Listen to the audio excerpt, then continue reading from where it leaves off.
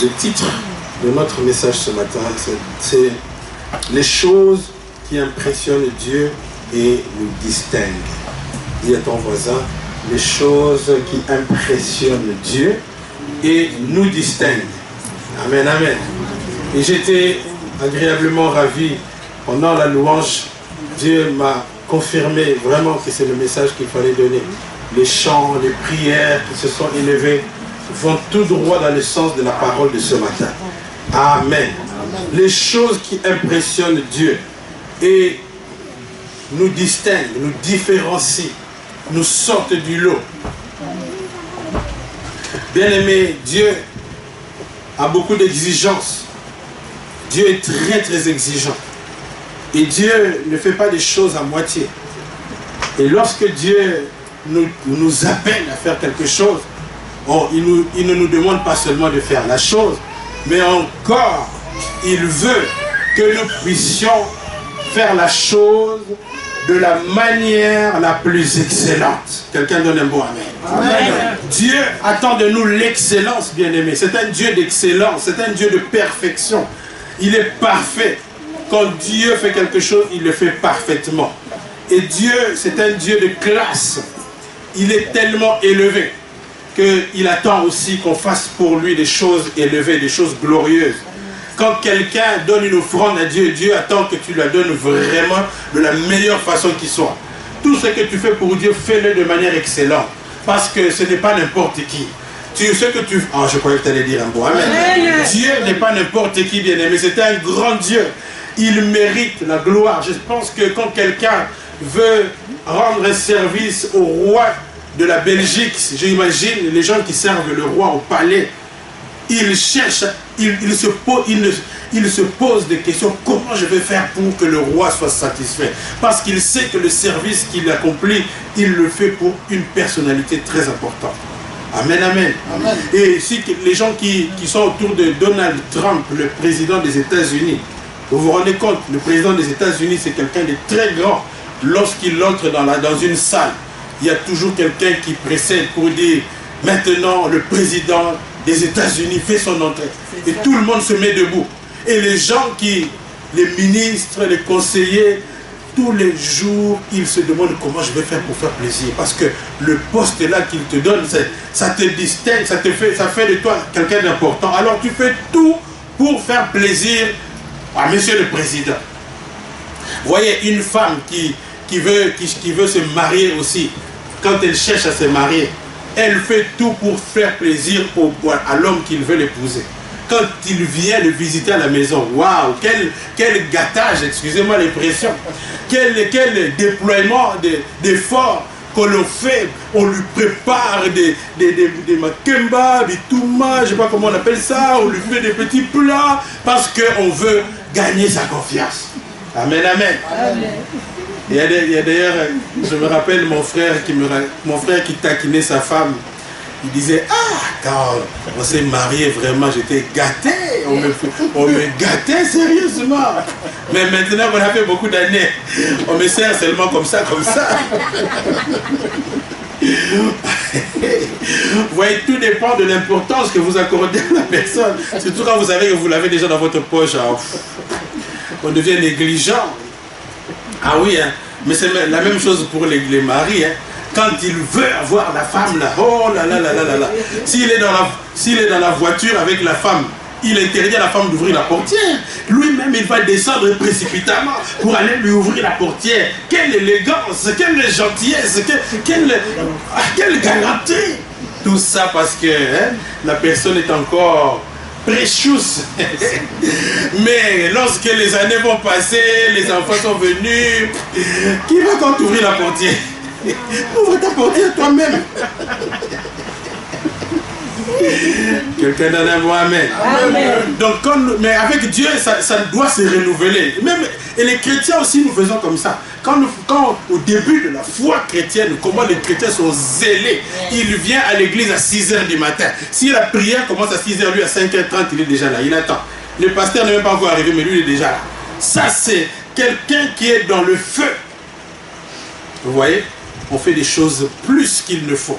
On va toujours au-delà quand la personne est très très importante. Et Dieu est très important. Et Dieu attend que nous puissions avoir cette attitude tous les jours, tout le temps, pas seulement au début de notre vie chrétienne. Et bien sûr, vous savez, les êtres humains sont comme ça. L'habitude, ça diminue l'intensité. Mais il faut que régulièrement, nous puissions être renouvelés par le Saint-Esprit pour que nous puissions toujours faire des choses excellentes pour notre Dieu. Parce que Dieu, pour le satisfaire, il faut beaucoup. Dieu n'est pas satisfait du minimum. Vous savez, les gens sont très contents dès qu'ils ont le minimum. Pardonnez-moi aujourd'hui, heureusement qu'il n'y a que entre nous, hein, on peut se dire certaines vérités.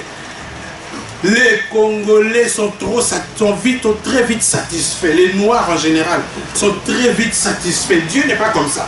Dieu n'est pas satisfait des petites choses. Dieu veut que tu montes pour le satisfaire. Quelqu'un donne un beau amen. Nous, les Africains, nous sommes trop vite satisfaits. Il suffit que tu viennes en Europe, tu es déjà content. Tu ne pries même plus pour plus. Il y a des gens qui sont juste satisfaits d'être en Europe. Pour eux, c'est déjà le paradis. Ce sont les erreurs. Alors que Dieu a préparé le maximum pour toi. Amen. Si Dieu te montre des choses qu'il attend que tu accomplisses, tu vas arrêter de te complaire dans ce que tu as déjà fait. Beaucoup de gens sont trop vite satisfaits du minimum. Dès qu'on lui donne le CPS, il est très content. Il loue le Seigneur. Ouh, vraiment, nous sommes... Hé, poto, là, moi, vraiment. Non, arrête un peu ce genre de choses-là. Il ne faut pas te satisfaire. Ça, c'est le début. Yes. Ce qu'on te donne là, c'est le minimum pour commencer la vie. Amen. Mais au bout d'un certain temps, il faut que tu montes. Yes. Dis à ton voisin, je dois monter. Amen, amen. Il faut monter. Dès qu'on te donne un petit travail là, tu commences à avoir 1500 €, tu es vite satisfait. Il faut arrêter d'être satisfait. Parce que quand tu es satisfait, Dieu aussi s'arrête là. Quelqu'un donne un bon amen. Le Saint-Esprit s'arrête là où toi tu commences à te satisfaire. Et il faut suivre le mouvement de Dieu. Dieu n'est pas satisfait de notre minimum. Dieu attend des choses excellentes. D'ailleurs, voyez-vous, Jésus a été impressionné par un très petit nombre de personnes. Il voyait beaucoup de gens faire des choses autour de lui. Mais quelques personnes l'ont vraiment marqué. Il y a eu des gens qui ont marqué le Seigneur. Lisons la première chose qui marque le cœur de Dieu. La première chose qui marque le cœur de Dieu, c'est l'amour. Dis à ton voisin, l'amour. Vous savez, Dieu, nous faisons beaucoup de choses. Nous venons à l'église. J'espère que quand vous venez à l'église, c'est pour faire plaisir à Jésus quand même. Parce qu'il y a des gens qui viennent à l'église seulement parce il n'a rien à faire, alors il vient à l'église. Non, quand tu viens à l'église, c'est pour satisfaire le cœur de Dieu. Dis à ton voisin, satisfaire le cœur de Dieu. Tout ce que nous faisons à l'église, nous le faisons pour satisfaire le cœur de Dieu. Tu ne viens pas à l'église pour rencontrer quelqu'un, tu viens à l'église pour honorer et glorifier Dieu. Amen, amen. Amen. Quand tu fais un ministère à l'église, ce n'est pas pour le faire plaisir au pasteur. Je l'ai dit dimanche passé, beaucoup de gens font l'erreur de faire plaisir au pasteur. Et ils sont vite déçus parce que quand le pasteur ne va pas faire les choses comme toi tu veux, tu ne vas plus venir à l'église. Ne viens pas à l'église pour faire plaisir à la femme du pasteur, être son ami. Non, ça t'amènera nulle part. Ce qui t'amènera quelque part, c'est quand tu fais des choses et que Dieu est content de ce que tu fais. C'est ça qui va t'amener la récompense. C'est ça qui va t'amener au ciel. Tu n'iras pas au ciel parce que tu étais le meilleur ami du pasteur. Ce n'est pas le pasteur qui est le portier à la porte du ciel. Et c'est Dieu lui-même qui déterminera qui va entrer au ciel. C'est Dieu qui va te bénir et te récompenser. Alors tu dois chercher à lui faire plaisir. Amen. Cherche à plaire d'abord à Dieu. De toutes les façons, si tu fais plaisir à Dieu, de facto, tu vas faire plaisir au pasteur. Dites-moi vous amen. Amen. Donc il faut commencer par le commencement. Comment on va faire plaisir à Dieu? Et sans faire d'effort, le pasteur sera content de toi. Parce que le pasteur, à moins qu'il ne cherche sa propre gloire, si le pasteur cherche la gloire de Dieu, il va être content de ceux qui font plaisir à Dieu.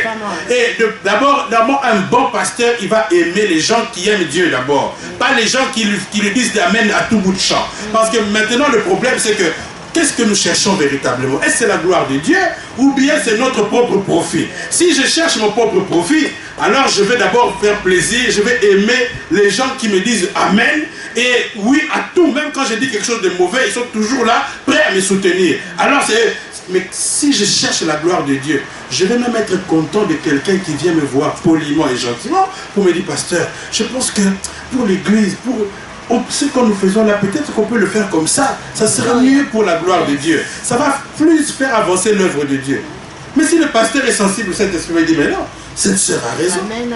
Vous savez, Moïse, tout Moïse qu'il était, il ne faisait pas toujours tout bien. Amen, amen. C'est son beau-père qui est venu lui dire, Moïse, ce que tu fais là n'est pas bien. La manière dont tu organises le peuple, ce n'est pas comme ça. Parce que tu vas te fatiguer toi-même et tu vas fatiguer ce peuple. Tu fais tout toi-même. Tu es là du matin au soir, mais tu vas te fatiguer trop vite. Tu vas mourir avant le temps. Il y organise, crée des groupes de 1000, de 100 et nomme un responsable dans chaque groupe. Et c'est la meilleure façon. Toi, tu vas traiter les cas les plus importants. Moïse a dit, ah, mais mon beau-père a raison. Il n'a pas dit non. Est-ce que toi, tu as été devant le buisson ardent? Moi, je parle avec Dieu face à face. Qu'est-ce que tu veux m'apprendre? Non, Moïse a dit non, j'ai appris quelque chose. On a toujours quelque chose à apprendre de quelqu'un. Alléluia. Quelqu'un donne un beau amen. Amen. La première chose qui impressionne Dieu, c'est l'amour. Lisons Jean chapitre 13, versets 33, 35.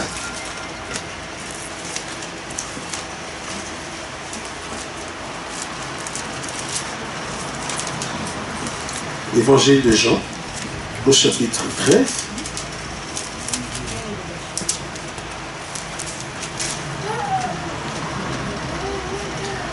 Versets 33 à 35.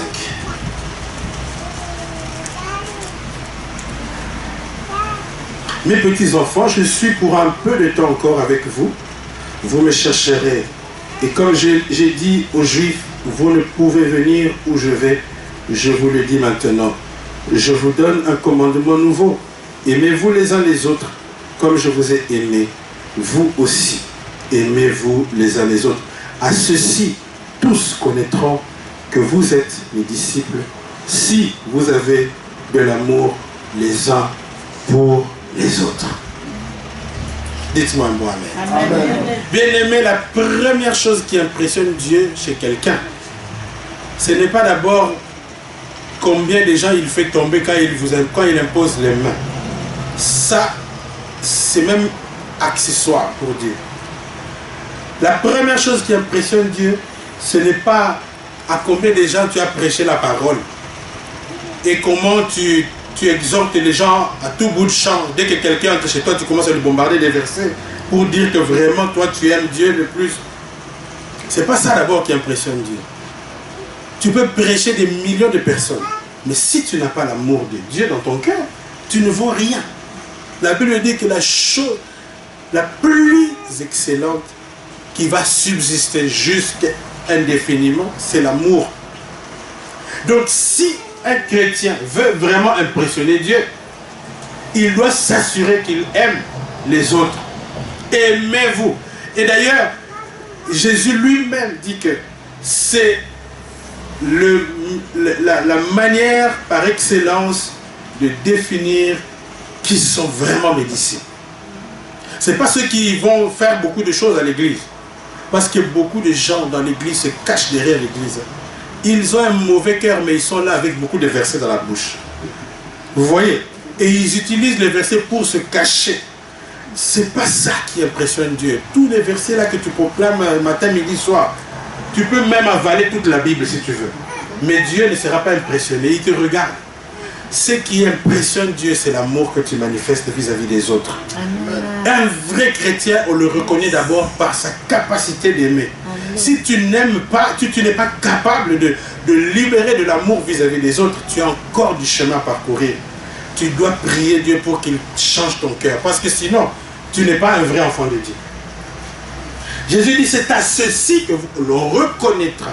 C'est-à-dire, comment peut-on reconnaître quelqu'un qui est vraiment disciple de Jésus? Et Dieu ne veut pas seulement que vous soyez des chrétiens, des gens qui vont à l'église. Jésus dit, allez, faites de toutes les nations mes disciples. Non, il n'a pas dit, allez, faites de toutes les nations des gens qui chantent à l'église, des gens qui dansent, tout le temps. C'est pas ça d'abord que Dieu attend. Ce que Dieu attend, c'est d'abord que tu commences à manifester de l'amour. La vraie chrétienté, c'est d'abord l'amour, bien-aimé. Comment peut-on aimer un Dieu qu'on ne voit pas, alors que quelqu'un qui est en face de toi, tu ne l'aimes pas? Et d'ailleurs, Jésus s'adressait à ses disciples. Il dit, aimez-vous, vous là qui êtes là, à vous là qui êtes ici ce matin. D'abord, ne serait-ce qu'un petit, parce qu'il y a des gens qui aiment toujours des gens très lointains. Ils sont prêts à donner des dons pour aller nourrir des pauvres en Afghanistan, mais la personne qui est à côté là, il ne veut même pas le voir. Ça n'a pas de sens. Tu peux faire autant de dons, envoyer beaucoup d'argent en Afrique pour les pauvres, donner l'argent à la Croix-Rouge pour aller nourrir les enfants déshérités, qui n'ont pas de parents au Congo. C'est bien. Mais est-ce que tu manifestes de l'amour avec les gens qui sont à côté de toi? Les gens qui vivent avec toi, est-ce qu'ils peuvent se dire que tu les aimes vraiment? Tu dois, et même à l'église ici, nous devons sentir, je sais voir qui est-ce qui m'aime vraiment. Amen, amen. Il faut que quelqu'un se dise, dans cette église, les gens m'aiment. Parce que la manière dont ils se montrent à mon égard, ça montre qu'ils m'aiment. Quelqu'un donne un bon amen. Amen. Montrez de l'amour à votre prochain. Montrez de l'amour à vos frères qui sont avec vous à l'église. Il faut aimer les gens. L'amour, c'est... Oh, je n'ai pas le temps aujourd'hui de parler totalement de l'amour. Si je commence à parler de l'amour, ça peut me prendre des jours et des jours. Parce que il y a tellement de choses qui peuvent définir l'amour. Les gestes d'attention. Les petits gestes d'attention. Nous là qui sommes là, déjà, commencez, avant d'aller plus loin, commence seulement avec, regarde ton voisin, dis-lui, je veux vraiment te montrer de l'amour. Dis-le s'il te plaît. Dis à ton voisin, je vais vraiment tout faire pour te montrer de l'amour, vraiment. Des petits gestes d'attention. Quand tu rencontres ton frère et ta soeur, comment tu exploses de joie d'abord. Vous savez que rien qu'un petit sourire, ça peut guérir le cœur de quelqu'un. Alors montrez ça s'il vous plaît. À l'église, quand nous rencontrons, soyons gentils les uns avec les autres, les uns envers les autres. Montrons que aimer quelqu'un, c'est être joyeux. D'abord, quand tu aimes quelqu'un, tu es content de le voir, n'est-ce pas? Quand tu aimes quelqu'un, tu es content de le voir. Mais comment quand tu me vois, tu n'es pas content? C'est que tu ne m'aimes pas. Normalement, si tu aimes quelqu'un, sans qu'on te force, on ne doit pas te chicoter pour que le sourire sorte. Quand quelqu'un aime quelqu'un, le sourire sort, les 32 dents, ça vient pas facilement. Mais quand tu n'aimes pas beaucoup, il faut vraiment forcer. Sourire jaune qu'on appelle ça. Pourquoi? Parce que il ne faut pas forcer. L'amour, c'est comme ça. Je ne sais pas comment vous expliquer. Donc, il faut aimer les gens, s'il vous plaît. Il faut aimer. Aimer, on reconnaît une force par ses effets. Si le vent a soufflé fort à Kortenberg, vous verrez que les arbres sont tombés, et il y a des maisons même qui ont bougé. S'il y a la force de l'amour quelque part, tu n'as pas besoin que quelqu'un dise. Il y a des gens qui toujours qui le disent, tu sais que moi je t'aime beaucoup, mais ça, il ne faut pas le dire tout le temps. Je dois le sentir moi-même. Amen, amen. Amen. Je vous aime, je vous aime. Si tous les gens qui le disent trop, c'est sûr que les gens qui le font le moins. Si tu ne dois pas le dire tout le temps parce que ça se voit. La personne qui est aimée doit être consciente que non, cet homme il m'aime vraiment. Et aimer, c'est être capable de se dépasser, de se donner pour la personne. Quand on aime, on ne compte pas. Quand on aime, on se sacrifie pour la personne. Quelqu'un donne un bon amen. Amen. Si la sœur Mimiche doit déménager, maintenant, il faut voir quels sont les gens qui l'aiment. Imaginons qu'elle n'a pas la possibilité de prendre certains meubles. Et le frère Patrice, il a une grosse camionnette. Bon, aimer, c'est pas toujours dans la facilité que ça se montre. Alors, il est fatigué, il a travaillé toute la journée. Mais Mimiche n'a plus qu'une heure pour déménager. Sinon, le propriétaire va lui faire payer des indemnités. Elle appelle le frère Patrice. Frère Patrice, là, vraiment, je suis coincé. Qu'est-ce que je vais faire? Patrice dit, mais si tu m'avais dit avant, j'allais peut-être m'organiser. Maintenant, je suis vraiment épuisé. Mimiche dit vraiment, s'il te plaît, frère Patrice. Frère Patrice dit, parce que c'est Mimiche. J'avais quand même mal. Amen. Ça, c'est de l'amour. Yes. Quelqu'un donne un bon amen. Amen. L'amour, ce n'est pas seulement dans la facilité que ça se voit. Aimez-vous les uns les autres. Soyez prêts à vous sacrifier les uns pour les autres. C'est ça que Dieu attend. Et c'est avec ça que Jésus est impressionné. Quand Jésus voit que quelqu'un a de l'amour pour les autres, il est vraiment impressionné. Il dit, ça, c'est un vrai disciple. Il comprend, il suit le maître. Parce que Jésus n'a pas manifesté son amour dans la facilité. La Bible dit que l'amour de Dieu a été manifesté pour nous, en ce que Jésus-Christ est mort pour nous. C'est en cela qu'il a manifesté son amour. Qu'est-ce qui prouve que Jésus t'aime? Ce n'est pas d'abord parce qu'il t'a donné le mari ou la femme. C'est parce qu'il a fait le sacrifice suprême. C'est ça qui nous prouve qu'il nous aime. La preuve ultime de l'amour de Dieu. La Bible dit qu'il a donné son Fils afin que quiconque croit en lui ne périsse point, mais qu'il ait la vie éternelle. Qu'est-ce que tu es prêt à donner pour tes frères et tes amis? Tu dois aimer, bien-aimé. C'est à cela qu'on reconnaît que tu es un vrai disciple de Jésus. Être un disciple de Jésus, ça veut dire être un suiveur de Jésus.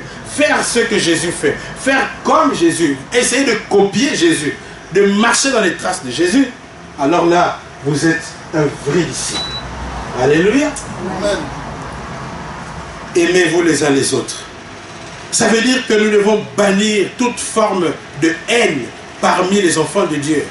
Si Jésus insiste en disant aimez-vous les uns les autres, parce qu'il sait qu'il y a d'autres forces qui viennent intervenir, il y a d'autres influences que le diable exerce, même dans les églises. Les gens ont de la haine les uns vis-à-vis des autres. Même parmi les serviteurs de Dieu, il y a de la haine parfois. Ce n'est pas normal. Nous devons bannir la méchanceté. Il faut qu'il y ait de l'amour. L'amour, c'est un sentiment fort qui supporte même. Vous savez qu'on peut supporter facilement les défauts de quelqu'un qu'on aime que quelqu'un qu'on n'aime pas. Vous savez ça? Et la Bible dit que l'amour couvre une multitude de fautes. Ça veut dire si quelqu'un que vous aimez fait une faute, vous serez moins rapide à propager la mauvaise nouvelle que si c'est quelqu'un que vous n'aimez pas. Vous savez ça? Imaginons que votre fille de 15 ans tombe enceinte. Vous allez mettre ça sur Facebook? Hein? Non. Répondez-moi. Non, vous allez prendre la photo, vraiment ma fille, elle avait une bêtise. Hein? Facebook. Vous allez la critiquer facilement. Pourquoi? Parce que c'est votre fille. Vous l'aimez tellement. Vous allez tout faire pour la protéger. Vous allez couvrir. On excuse facilement quelqu'un que l'on aime. Si vous aimez le pasteur et que le pasteur se fâche sur quelqu'un comme ça, il s'énerve, vous allez dire ah non, pasteur, je crois qu'il est fatigué. C'est pour cela qu'il s'est fâché. Mais en général, dans la cabouite, vous allez lui trouver des circonstances atténuantes. Mais si c'est quelqu'un que comment vous allez le vilipender? Vraiment, c'est pas un pasteur ça. Ça c'est quoi ça pour des histoires? L'amour, c'est vrai. C'est pour ça que Jésus dit aimez-vous les uns les autres. Parce que si vous vous aimez, ça va vous entraîner dans beaucoup d'attitudes positives. L'amour, c'est un sentiment très fort. Et puis, pourquoi Jésus veut que nous puissions nous aimer les uns les autres? Parce que l'amour a un pouvoir de guérir. Il y a des gens dans l'église qui ont simplement besoin d'amour. Quand les gens viennent à l'église, vous ne connaissez pas le passé des gens. Vous ne savez pas ce qu'ils ont souffert dans leur passé. Alors aimez-les s'il vous plaît. Ne les jugez pas, aimez. Jésus a dit ne jugez point, mais il a dit aimez. Parce que parfois à l'église, on passe tout notre temps à juger les gens. Au lieu de faire ce que Jésus dit qu'on fasse, nous on fait le contraire. Ne perdez pas votre temps à juger, condamner les gens. Aimez la personne. Et si vous voulez changer quelqu'un d'ailleurs, la meilleure façon de transformer les gens, il faut que les pasteurs soient remplis d'amour pour supporter. Vous savez, en tant que pasteur, on doit supporter les sales caractères des gens. Mais si tu n'as pas l'amour, comment tu vas faire ça? Il n'y a que l'amour qui peut permettre à quelqu'un de supporter les sales caractères des gens. Sinon, tu vas envoyer tout le monde balader. Tu les envoies bouler vraiment facilement. Parce que non, il y a des gens qui sont insupportables. Mais il n'y a que l'amour qui peut m'aider à supporter les gens difficiles. Comment? Parce que l'église, c'est un hôpital spirituel. Si nous n'avons pas l'amour, nous allons rater notre mission. Pour bien faire la mission que Dieu nous a assignée en tant qu'église, nous devons avoir l'amour. Parce qu'il viendra à l'église des gens qui ont été blessés, qui ont été abîmés par des circonstances. Quand quelqu'un a un sale caractère, soyez tranquille, il n'est pas né méchant comme ça. C'est le monde qui l'a rendu comme ça. Le monde parfois abîme les gens. Et les circonstances par lesquelles on passe, ça peut nous détruire. Ça peut détruire le caractère de quelqu'un. Mais alors quand Dieu envoie cette personne à l'église, ayez de l'amour vis-à-vis de cette personne. L'amour va vous donner la patience d'attendre que cette personne aussi soit changée et guérie. Vous allez supporter facilement quelqu'un que vous aimez. Si vous aimez quelqu'un, vous allez le supporter facilement. Vous n'aurez même pas beaucoup de peine à supporter. Quelqu'un donne un mot amen. Amen. Et ça impressionne Dieu. Et Jésus dit, ça vous distingue. Ça ne fait pas de... Donc vous êtes chrétien, mais vous êtes plus qu'un chrétien quand vous aimez. Il dit, c'est alors que les gens reconnaîtront que vous êtes mes disciples, quand vous aurez l'amour. Parce que Dieu sait qu'il y a beaucoup de gens qui viennent à l'église, mais qui n'ont pas d'amour. Comment pouvez-vous expliquer qu'il y a des gens qui passent des heures et des heures à prier, mais c'est eux qui passent le plus de temps à dire des méchancetés sur les gens? Les diaconesses dans les églises sont parfois les personnes les plus méchantes. Bizarre. Diaconesse. Mais Mouté Mama B, tu n'as pas d'idée. Un diacre sorcier, comment tu peux expliquer ça? C'est pas normal. Comment parfois les gens à l'église sont en train de critiquer, de dire des méchancetés, même d'inventer des histoires. Comment tu peux inventer une histoire sur quelqu'un que tu aimes? Allez, dites-moi un peu. C'est pas possible. Mais comment les gens ont cette facilité d'inventer des histoires? Non, tu inventes une histoire que tu as montée de toutes pièces et tu te convaincs à toi-même que c'est comme ça et tu racontes ça à tout le monde pour salir. Dans les églises, on salit la réputation des autres. Tout simplement parce qu'il manque d'amour. Si tu vas dans une église où on est en train de salir, de vilipender les gens, ne te pose pas mille et une questions, il n'y a pas d'amour là. C'est ça le problème. Quelqu'un donne un mot amen. Voilà pourquoi Jésus dit, aimez-vous les uns les autres. Quand vous vous aimez, vous allez vous supporter. Vous allez vous faire du bien. Si tu aimes quelqu'un, comment tu vas avoir du mal à lui donner même 100 €? Quelqu'un donne un mot amen. Et vous voyez dans les églises, les gens détestent même leur pasteur. Regardez, j'ai été dans plusieurs églises, j'ai participé à des conseils d'église où quand il faut parler de comment le traitement du pasteur, comment les gens deviennent tout à coup avares, quand il faut parler de comment le salaire qu'on doit donner au pasteur, comment les gens deviennent méchants, ils trouvent que non. Pourquoi lui donner? Vous êtes en train d'enrichir le pasteur. Mais ce pasteur, c'est votre frère. Est-ce que si ton frère devient ministre, qu'on lui donne 10 000 € par mois, tu vas appuyer ou tu vas dire non? Répondez-moi. Si on dit maintenant, c'est toi qui dois décider le salaire qu'on va donner à ton frère, je crois que tu vas mettre le maximum. Mais pourquoi quand c'est le pasteur, vous n'aimez pas? Vous n'aimez pas? Pourquoi quand c'est quelqu'un d'autre qui fait quelque chose, tu n'applaudis pas? J'ai été dans une église où quand l'église n'avait pas encore beaucoup de moyens, on donnait aussi un petit salaire au pasteur. Ça ne suffisait pas beaucoup, mais bon, Dieu se débrouillait. On donnait un petit salaire au pasteur parce que l'église n'avait pas d'argent. C'est tout à fait normal. Le pasteur a supporté pendant des années d'avoir un salaire médiocre. Mais maintenant, l'église est devenue riche, ils ont beaucoup d'argent. Personne n'a pensé même à relever le salaire du pasteur. Alors le pasteur lui-même, il ne peut pas dire, se remonter mon salaire parce qu'il va dire, ah, il nous prêche pour l'argent. Il n'ose pas. Il souffre, il dit, mais bon, mais quand même, comment on me donne rien? Mais il a peur de dire parce qu'on va le critiquer. Et c'est normal aussi que ce n'est pas à lui de dire, c'est quelqu'un d'autre, normalement vous, qui gérez l'argent, vous devez dire, non, notre pasteur quand même, il a beaucoup souffert. Ok? Et si vous l'aimez aussi, vous devez vous soucier du bien-être du pasteur. Mais les gens n'ont pas voulu. Alors un jour, moi j'ai pris la parole. J'ai dit, mais avec les moyens dont l'Église dispose, normalement, le niveau financier de l'Église est comparable à une entreprise de telle taille. Et dans une entreprise d'une taille comme ça, voilà ce qu'on paye au directeur général. J'ai dit les directeurs généraux des entreprises publiques, pour ne parler que de cela, ils ont au moins 5-6 000 € par mois. Alors est-ce que le pasteur, parce qu'il est pasteur, on ne peut pas le payer comme ça? Vous voyez, l'amour, quand vous aimez, vous allez donner facilement aussi. Mais quand vous n'aimez pas beaucoup, ça commence à faire beaucoup de calculs. Non, mais quand même, il va avoir trop d'argent. Aimez-vous les uns les autres. Quand tu aimes, tu seras content de ce qui arrive de bien à l'autre. Yes. Regardez quand on annonce le mariage dans les églises. Il y a des gens qui sont waouh, Il y en a d'autres qui grincent vraiment les dents. Qu'est-ce qu'il croit? Elle n'est pas contente. Mais parce qu'elle n'aime pas divine qui va se marier. Amen, amen, amen. Si tu aimes, tu vas te réjouir du bonheur des autres. Tu vas te réjouir quand le frère Madison va acheter la Range Rover. Vraiment.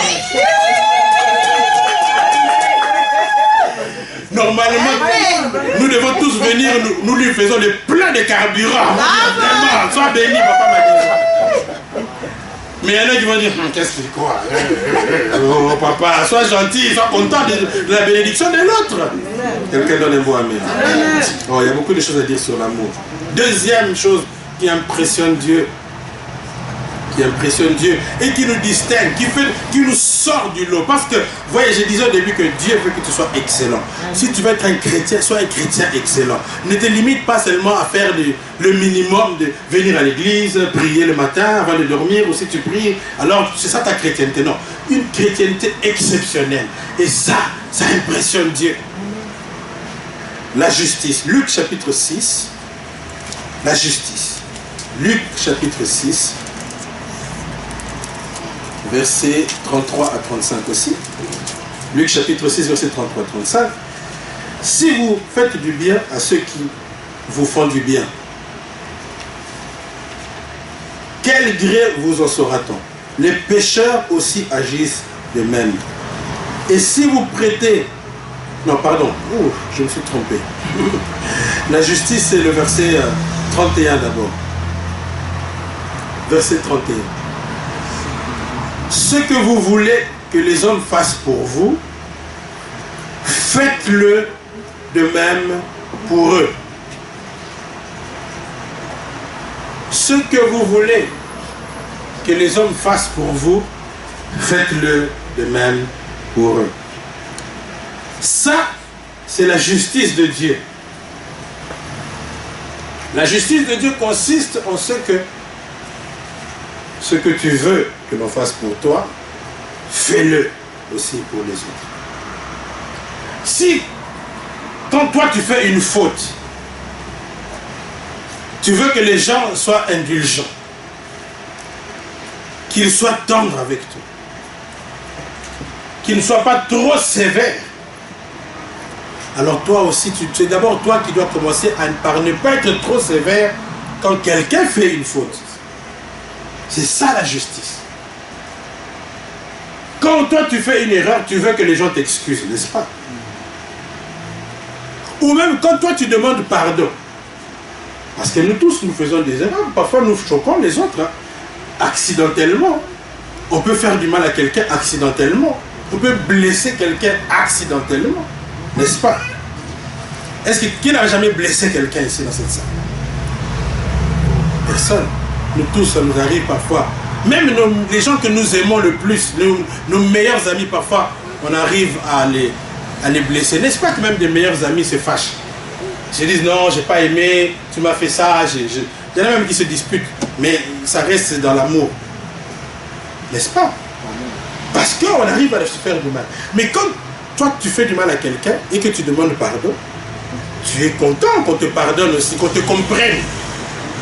Mais quand c'est ton tour maintenant, que quelqu'un t'a fait du mal, comment tu es sévère? Comment tu refuses même de pardonner? Ce n'est pas juste. Ce n'est pas juste. Quand tes enfants font des erreurs, tu ne les racontes pas partout. Mais quand c'est les enfants des autres, tu les racontes à tout le monde. Quand les enfants de quelqu'un ont oublié de se laver convenablement et qu'ils sentent un peu la sueur, regarde comment tu critiques. Ces enfants sont sales. Ces enfants ne sont pas bien habillés. Ces enfants ne font pas ci comme ça. Mais quand toi, tes enfants vont faire ça, comment tu veux que les gens fassent? Est-ce que tu vas aimer que l'on critique tes enfants? Et d'ailleurs, parfois, les gens sont trop sévères envers les autres pour rien. Est-ce que c'est toujours la faute des parents si un enfant s'habille mal? Parfois, les pauvres mamans, elle a dit aux enfants, il faut bien vous essuyer par là-bas, sous les aisselles, il faut bien vous mettre des déodorants, tout ça. On le dit parfois. Mais ça peut arriver qu'un enfant, dans son enfance, il n'a pas, il a oublié, et puis il sort, mais vous allez insulter les parents d'autrui pour rien. Mais vous aussi, vous oubliez que vous avez des enfants qui eux aussi peuvent faire la même chose. Mais quand ce sont vos enfants, est-ce que vous aimez qu'on vous insulte comme ça? Vous n'êtes pas juste. Quand vous insultez les enfants, les parents, vous savez, parfois, juger quelqu'un, c'est trop facile. Je dis toujours aux mamans qui ont des petits-enfants en bas âge, je dis, quand votre maison n'est pas propre, ne vous suicidez pas pour ça. Parce que les pauvres, les femmes, elles se mettent beaucoup de soucis parce que si quelqu'un vient dans ma maison ici, il va m'insulter, il va dire que dans moi c'est salité, ils vont dire ceci, que je ne sais pas bien faire. Mais parfois, ce n'est pas toujours évident. Quand tu as des petits-enfants, tu peux, même la pauvre femme, elle a tout nettoyé, mais avec des petits-enfants. Juste 5 minutes avant que le visiteur n'arrive, c'est ça là, à ce moment, tu vas trouver pour salir la maison.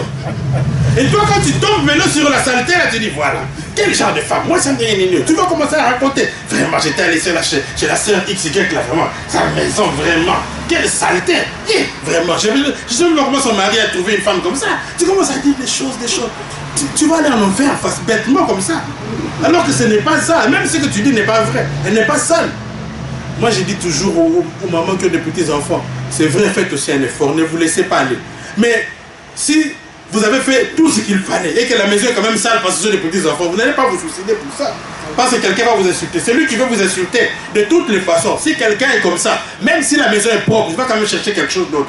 Il y a des gens comme ça, même tu peux faire tout ce que tu veux, il va toujours trouver quelque chose à critiquer. Quand quelqu'un est déjà possédé par un esmoli, moi songi, même si ta maison est propre, je ne sais pas comment, il va chercher une toile d'araignée quelque part pour te critiquer.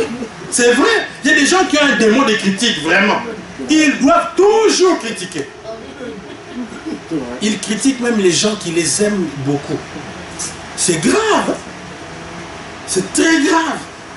Des gens qui se sacrifient pour eux et ils le savent que ces gens, ils m'ont fait trop de bien, mais comme il ne sait pas se contenir, c'est un mauvais esprit, il va quand même les cotons quelque part. C'est pas normal. Tu as un problème, tu dois passer à la délivrance. La justice, ce que vous voulez que l'on fasse pour vous, faites-le de même pour les autres. C'est ça la chrétienté. Et quand Jésus voit ça chez quelqu'un, il dit, ça, ce sont des gens qui m'impressionnent. Parce que nous devons chercher à impressionner Dieu bien-aimé. Il faut chercher l'excellence. Il ne faut pas, même à nos enfants, nous devons leur dire, il ne suffit pas de réussir, il faut réussir brillamment. Quand ton enfant mène un bulletin avec 70%, il dit, bon, c'est bien, mais je ne suis pas totalement satisfait. Je pense qu'avec l'intelligence que tu as, tu devrais faire mieux que ça. C'est comme ça qu'il faut parler aux enfants. Mais il y a certains parents, l'enfant est 50%. Ah, c'est bien, hein? C'est l'essentiel que tu es passé, mais ce n'est pas comme ça que tu vas élever le niveau de ton enfant. Amen. Dieu ne fait pas comme ça. Dieu veut que tu sois toujours au top, au top. Il faut dire aux enfants, tu dois être le meilleur. Amen. Tu dois être parmi les 5 premiers de la classe. Quelqu'un donne un bon amen. C'est ça, bien-aimé, que Dieu attend. Amen. Tu dois dire à ton fils, tu es très intelligent. D'ailleurs, apprenons à dire à nos enfants, tu es intelligent. Amen. Tu es quelqu'un de qualifié. Yes. Toi là, je te vois, tu dois être docteur dans ceci. Tu dois être ingénieur, tu dois être avocat. Il faut pousser la vision de nos enfants plus loin. Quelqu'un donne un bon amen. Amen. Il faut le dire. Vous savez, le fait de dire à quelqu'un, vous savez pourquoi les Américains, ils font de grandes choses? Parce que dès la maternelle, on leur dit déjà que les Américains ne sont pas n'importe qui. Les Américains sont des gens très importants. Ils sont plus intelligents que le monde entier. L'Amérique, c'est le plus grand pays, le pays le plus fort, le plus riche. Alors, ils se sont conditionnés qu'ils sont les meilleurs et ils deviennent aussi les meilleurs. Voilà. Il faut dire aux enfants que tu es quelqu'un. Tu iras loin. Il ne faut pas seulement... Moi, j'étais dans ma famille, un jour, j'étais allé dans une... Mais non, le papa, comment il gueulait les enfants. Zobayon, couillon qui dit, ah, je dis, papa, comment tu insultes tes enfants comme ça? Il dit des méchancetés. Pourquoi mais surtout les gens de Lingalaphone sont compliqués. Ils gueulent sur leurs enfants et disent, yo, Zoba, il ne faut pas dire ça aux enfants. Amen. Tu es en train de maudire c'est la malédiction. Maudire, c'est parler mal. Quand tu parles de tes enfants, surtout quand tu es le papa ou la maman, ça va les atteindre. Il faut, même si l'enfant a échoué, il faut l'encourager, dire, tu sais que tu es très intelligent. Si tu as échoué, c'est peut-être parce que tu as trop regardé la télé. Maintenant, diminue un peu la télé. Si tu dis bien, toi là, tu seras le premier de la classe. Amen. Amen. Yes. Troisième chose, pour accélérer, qui impressionne Dieu et qui nous sort du lot. Parce que Dieu veut que nous soyons des chrétiens exceptionnels. Luc chapitre 6, dans lequel nous sommes, verset 27. Il dit, mais je vous dis à vous qui m'écoutez, aimez vos ennemis, faites du bien à ceux qui vous haïssent, bénissez ceux qui vous maudissent, priez pour ceux qui vous maltraitent. Ah, là ça devient compliqué. Être chrétien, ce n'est pas facile. Hein? Jésus parfois nous demande des choses vraiment très difficiles. Aimez-vous les uns les autres, moi je trouve que c'est facile parce que si tu es, à moins que tu aies un cœur bizarre, tu as du mal à aimer. Mais moi vraiment, j'ai pas de problème pour aimer les gens. Ça coule de soi. J'aime tout le monde. Quand les gens viennent à l'église, je les finis par les aimer facilement. Et ça me blesse même quand ils partent. J'ai même mal au cœur. Mais parce que j'ai appris à les aimer. C'est ça la difficulté d'un pasteur. Tu apprends à aimer les gens et puis les gens te boitent ça, les gens deviennent méchants, ils te critiquent. C'est pas facile le métier d'un pasteur parce que tu commences à avoir peur d'aimer les gens parce que tu dis je vais aimer les gens et puis ce sont les mêmes personnes qui vont les m'insulter. Mais maintenant, il dit aimez vos ennemis. Ah, là ça devient compliqué. Hein, frère Patrice? Si tu dois m'aimer, c'est facile. Hein? Moi, je suis ton pasteur, je te fais que du bien, je te prêche des bonnes paroles. C'est normal que tu m'aimes beaucoup. Mais maintenant, l'ennemi là, qui est allé t'accuser au travail, qui t'a fait perdre ton boulot. Jésus dit aimez vos ennemis. Les ennemis qui vont vous critiquer partout, qui vous insultent, qui montent des complots contre vous. C'est cela que Jésus dit aimez-les. Aimez vos ennemis. Vous savez, j'ai dit, mais comment est-ce qu'on peut aimer son ennemi? Franchement. Quelqu'un qui te fait que du mal. C'est difficile à aimer quand même quelqu'un comme ça. Entre nous, soit dit à vous-même, vraiment. Si j'ai du mal à aimer mon ennemi, Jésus va me comprendre. Parce que quand même, ce qu'il fait, ça me pousse à le détester. Vous savez, ton ennemi, tu as plus tendance à le détester parce que surtout chaque fois que je vais apprendre, il a encore été dire ça. Il a encore été mentir sur toi. Il a encore inventé une histoire sur toi. Il t'a encore vilipendé par là-bas, je ne sais pas moi, où est-ce qu'il est allé. Il est allé faire des songi chez ta belle famille. Et maintenant, ta belle-mère ne te parle même plus. À cause de ta copine là, elle a raconté des mensonges sur toi. Elle est allée accuser. Tu lui avais raconté une histoire sur ta belle-mère et elle est allée raconter à ta belle-mère. Et maintenant tu as des problèmes sérieux dans ton foyer. Comment maintenant tu vas aimer quelqu'un comme ça? Mais Jésus a dit aimez vos ennemis. Vous savez comment aimer son ennemi facilement? Je vais nous aider à aimer nos ennemis. Pourquoi? Il faut avoir une bonne raison pour aimer quelqu'un, vous savez ça. Pour aimer quelqu'un, pour aimer son ennemi, il faut avoir une bonne raison. Alors je m'en vais vous donner quelques bonnes raisons qui vont vous pousser à aimer vos ennemis. Pourquoi? Parce que les ennemis, même si apparemment ils nous font du mal, mais Dieu ne tue pas nos ennemis. Et parfois il ne les éloigne même pas. Il les laisse là à côté de nous. Parfois même c'est Dieu même qui les attire encore plus près de nous. Pourquoi? Parce que Dieu utilise même nos ennemis pour nous rendre meilleurs. Quelqu'un donne un bon amen. Amen. Dieu utilise l'adversité pour te rendre meilleur. Si tu n'as que des gens qui t'aiment, il y a beaucoup de qualités qui vont te manquer. Tu as besoin d'avoir des ennemis dans la vie. C'est vrai. Pour te rendre mature, parfois tu as besoin de l'adversité. C'est dans l'adversité qu'on devient mature. Si tu ne rencontres que des gens qui m'aiment, les gens qui n'ont que l'amour autour d'eux, ce sont des gens, des enfants pourris gâtés, qui n'ont pas de maturité, qui pleurnichent à tout bout de champ. Vous savez, les enfants gâtés là, même quand ils ont 25 ans, ils sont toujours prêts à pleurer dès qu'il y a la moindre difficulté. Mais quelqu'un qui a été affecté par beaucoup de méchanceté. Alléluia. En lingala on dit Azu Konzo. Amen. Tu attrapes la force de caractère. Et Dieu peut t'utiliser même dans des milieux hostiles parce que tu as appris à affronter l'adversité. Ça te donne la maturité. Et si vous voyez l'histoire de Anne que j'ai prêché il y a 2 semaines, Anne avait besoin de Elkana, elle avait aussi besoin de Pénina. Et d'ailleurs, Pénina l'a beaucoup aidé. Grâce à Pénina, elle a changé sa prière. Elle a boosté sa prière. Les ennemis nous aident, bien-aimés. Nos ennemis nous aident. C'est pour cela que tu ne dois plus te fâcher contre tes ennemis. Si tu comprends que ton ennemi t'aide, tu dis, mais, je ne veux plus me fâcher. On se fâche parce qu'on voit plus les mauvais côtés, les conséquences négatives de ce qu'ils font contre nous. C'est pour cela que nous sommes fâchés contre eux. Mais maintenant, apprends à positiver. Regarde qu'à cause de ces songi là, tu fais plus attention à ce que tu dis. Grâce, si on ne t'avait pas accusé, si on n'avait pas eu cette méchanceté sur toi, tu serais trop naïf et trop naïve. Tu allais raconter tes affaires trop facilement. Parfois, il y a des gens qui sont trop naïfs. Ils racontent ses secrets trop facilement à n'importe qui. Et puis, quand on va raconter ça partout, tu commences à pleurer.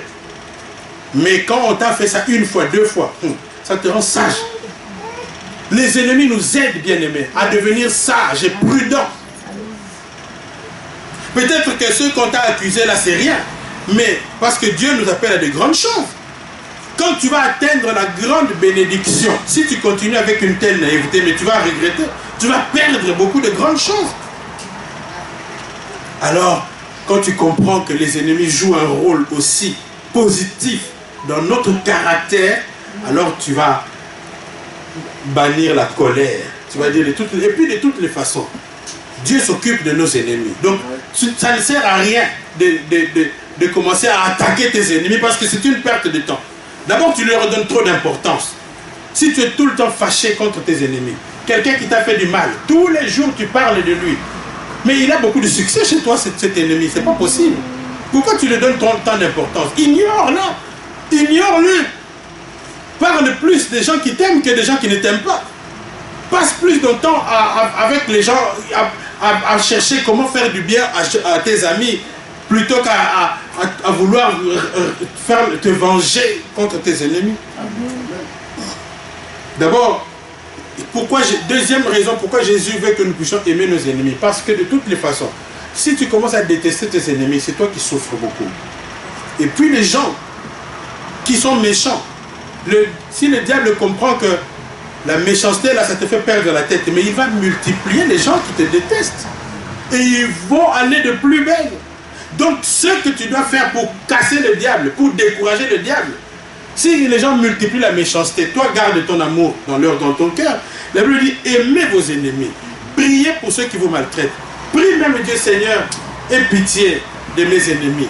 Aie pitié de cette femme qui me critique partout parce qu'elle ne sait pas à quoi est-ce qu'elle joue. À quel feu est-ce qu'elle est en train de jouer? Et puis, tu dois comprendre que tu es la prunelle de l'œil de Dieu. Les personnes qui te combattent. J'ai dit, Dieu dit à Abraham, je maudirai celui qui te maudira. Donc si quelqu'un est en train de t'attaquer, aller faire des complots contre toi, mais il est en train de se brûler les doigts parce que Dieu va s'élever contre cette personne. Donc tu n'as pas besoin de l'attaquer parce que Dieu s'en occupe déjà et il le fait très bien. C'est pour cela que toi, tout ce que tu dois faire, c'est de garder ton cœur dans l'amour. Quand tu vois ton ennemi, que ton cœur, si tu as de la haine vis-à-vis de ton ennemi, chaque fois que tu vas la voir, tu vas perdre la paix. Tu vas commencer à avoir des bouillonnements dans ton cœur. Alors que Dieu veut que tu sois en bonne santé, que tu sois dans la joie et que personne ne puisse perturber ta joie. C'est pour cela qu'il dit aimez vos ennemis. Comme ça, tu vas toujours garder ton cœur en paix, tu seras toujours dans la joie, tu seras bien. Amen. Amen. Prie pour ceux qui te maltraitent.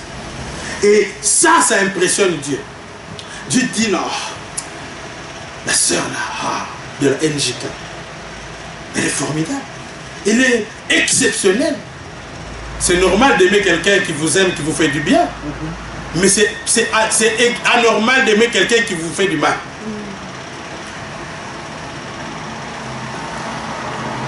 Et il faut rendre le mal par le bien. Et Jésus dit, d'ailleurs, il dit, dans la suite de ce passage, il dit, quel gré vous en sera-t-on si vous ne faites du bien qu'à ceux qui vous font du bien, si vous ne prêtez qu'à ceux de qui vous espérez recevoir quelque chose. Même les pécheurs font ça. Ils sont gentils avec les gens qui sont gentils envers. Vous savez, les païens sont intelligents, ils ont la gratitude, hein. Ils savent soigner leurs relations. Si quelqu'un lui fait du bien, mais il va tout faire pour protéger cette relation-là. Maintenant, quelle différence il y a entre nous et les païens, si les païens même aiment ceux qui sont gentils avec eux? Donc nous devons être un peu plus que les païens. C'est-à-dire que si les païens savent être reconnaissants vis-à-vis de ceux qui leur font du bien, et les païens savent, d'ailleurs dans le monde il y a un adage qui dit on ne prête qu'aux riches.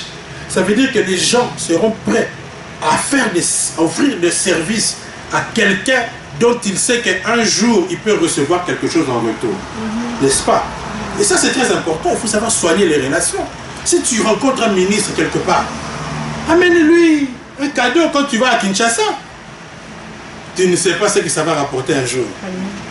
Mais toi, tu as rencontré un ministre, puis le jour où tu vas le voir, tu n'amènes rien. C'est pas normal. Quand tu viens de Belgique et que tu as une connexion d'un ministre à Kinshasa, amène-lui un parfum tête lapidus.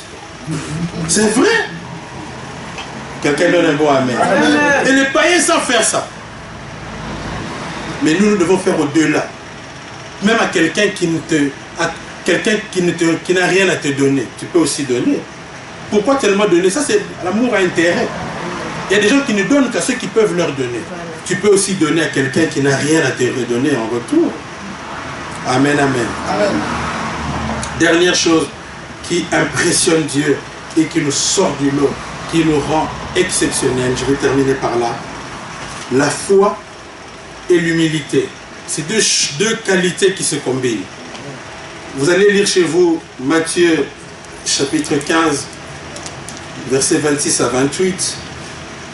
Matthieu chapitre 15, verset 20, Matthieu chapitre 15. Aujourd'hui c'est un enseignement. Matthieu chapitre 15, verset 26 à 28. Bon, je vais lire rapidement pour terminer, pour comprendre. Il répondit, il n'est pas bien de prendre le pain des enfants et de le jeter aux petits chiens. Oui, Seigneur, dit-elle, mais les petits chiens mangent les miettes qui tombent de la table de leur maître. Alors Jésus lui dit, femme, ta foi est grande, qu'il te soit fait comme tu veux. Et à l'heure même, sa fille fut guérie. C'est l'histoire de la femme cananéenne dont la fille était malade. Elle vient voir Jésus pour demander le miracle à Jésus. Et elle était cananéenne. Cananéenne, ça veut dire une païenne. Et Jésus lui répond méchamment. Jésus lui répond méchamment. Jésus lui dit, on ne peut pas donner la nourriture des enfants aux chiens. Si c'était le pasteur qui avait dit ça, on allait dire ça, c'est pas, il n'a pas d'onction ce pasteur. Comment un pasteur peut parler comme ça? Mais Jésus, parfois, il est en train de tester vraiment ta détermination pour voir si vraiment tu veux qu'il fasse quelque chose et que tu es prêt à t'humilier. L'humilité, c'est ça qui marque le cœur de Dieu.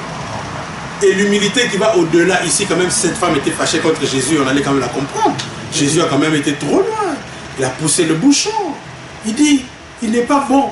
Il dit, je ne suis pas venu pour les brebis. Moi, je suis venu pour les brebis perdues d'Israël. Je ne suis pas venu pour vous, les Cananéens, là. Et on ne peut pas donner la nourriture des enfants aux chiens. Donc, Jésus compare les Cananéens à des chiens. Des gens qui ne valent rien. Mais malgré tout, cette femme, elle aussi, elle a dit, c'est pas faux, Jésus. C'est vrai que je suis un chien quelque part. Parce que je suis un païen. Mais on empêche, les chiens, ils mangent quand même les os qui tombent de la table du maître, n'est-ce pas? Quand Jésus entend cette réponse, vous voyez ça, une réponse intelligente. Quand Jésus entend ça, il dit non, femme, ta foi est grande. D'abord, c'est une femme qui ne s'est pas découragée à la première difficulté. La foi, c'est la persévérance. Quand quelqu'un... Mais ce n'est pas parce que tu as prié aujourd'hui qu'on ne t'a pas répondu qu'il faut arrêter de prier. Ce n'est pas parce que tu es venu plusieurs fois à l'église demander quelque chose à Dieu que tu n'as pas encore reçu et que tu te décourages. C'est comme Dieu te donne une mauvaise réponse. Il y a des gens qui prient depuis 10 ans, 15 ans pour le même sujet et n'ont pas encore eu la réponse. Mais ils se découragent. Il y en a qui ne veulent plus venir à l'église. Je me rappelle de quelqu'un qui est allé voir le pasteur Moutiébélé pour lui dire il faut me remettre toutes mes dîmes que j'ai données parce que j'ai donné des dîmes ici à l'église, mais Dieu n'a pas répondu à ma prière. Et le pasteur lui a dit toi aussi tu dois remettre tous mes jeûnes que j'ai fait pour toi. Vous voyez, les gens sont vite découragés. Mais cette femme, malgré qu'on lui a donné une mauvaise réponse, mais elle a tenu ferme devant Jésus. Elle avait la foi que même les petites miettes de l'onction de Jésus pouvaient guérir sa fille. Ça, c'est une foi grande. Alléluia. Lisez encore Luc chapitre 7, versets 3 à 9. L'histoire du centenier. Luc chapitre 3, versets 3 à 9. Le centenier romain. C'est Luc 7, pardon. Vous lirez ça chez vous à la maison ou vous lirez à l'écran. Luc chapitre 7, versets 3 à 9. Je vais résumer. Ce centenier était un Romain, ce n'était pas un Juif. Vous savez qu'Israël était dominé par les Romains à une époque. C'est comme un pays là, dont je ne cite pas le nom, est dominé par un petit pays voisin. Et maintenant, ce sont les commandants de ce pays-là qui dirigent. Mais maintenant, cet homme-là, malgré qu'ils étaient des méchants qui dominaient Israël, mais lui, il était bon. Vous voyez? Lui, il était quand même bon. Et les gens, les Juifs l'aimaient parce qu'ils disaient de lui, c'est quelqu'un qui aime notre nation. Et quand sa fille son serviteur est tombé malade, ce sont les gens qui sont allés voir Jésus pour lui dire, c'est un homme de bien, il mérite quand même que tu fasses quelque chose. Vous savez, si vous êtes quelqu'un de bien à l'église, les gens, le jour où vous aurez des problèmes, les gens vont aller voir Dieu. S'il te plaît, papa m'a dit, là, ne le laisse pas dans ses problèmes. S'il te plaît, maman, comment déjà? Maman José, ne la laisse pas dans ce problème qui la dérange. S'il te plaît, maman Betty qui a ce problème, regarde que c'est grâce à elle que nous avons telle chose à l'église. Le jour où maman Martine aura des problèmes, on va dire non, papa, le pasteur va aller voir Dieu. Seigneur, souviens-toi de maman Martine parce que grâce à elle, le loyer est toujours payé. Quelqu'un donne un mot amen. Alléluia. Il faut donner une bonne raison à Dieu de se souvenir de vous. Et ces gens sont allés voir Jésus et disent, Seigneur Jésus, il faut faire quelque chose pour cet homme parce qu'il aime notre nation. Alors, Jésus s'apprêtait à aller guérir son serviteur. Et cet homme a dit à Jésus, Maître, je ne suis pas digne que tu entres dans ma maison. Moi qui suis un officier romain, quand j'ai dit à mes soldats, j'ai dit à l'un va et à l'autre va, et ils vont. Donc, dis seulement un mot et mon serviteur sera guéri. Jésus a dit, même en Israël, je n'ai pas vu une fois comme ça. Oui, il était impressionné. Est-ce que tu peux impressionner Dieu par tes attitudes, par ta manière de donner ton offrande, par ta manière de servir Dieu? Est-ce que tu peux faire plus que ce que les gens ont l'habitude de faire? Jésus était impressionné par l'humilité de cette personne. Il a dit non, je ne suis pas digne. Et c'est quand tu pries, tu peux dire à Dieu, je ne suis pas digne que tu me guérisses. Mais si tu peux vraiment avoir pitié de moi, guéris-moi Seigneur. Et c'est ça les attitudes qui font que Dieu est impressionné. Et Dieu fait au-delà même de ce qu'il avait prévu de faire pour nous. Que Dieu vous bénisse. Amen. Si nous pouvons prier,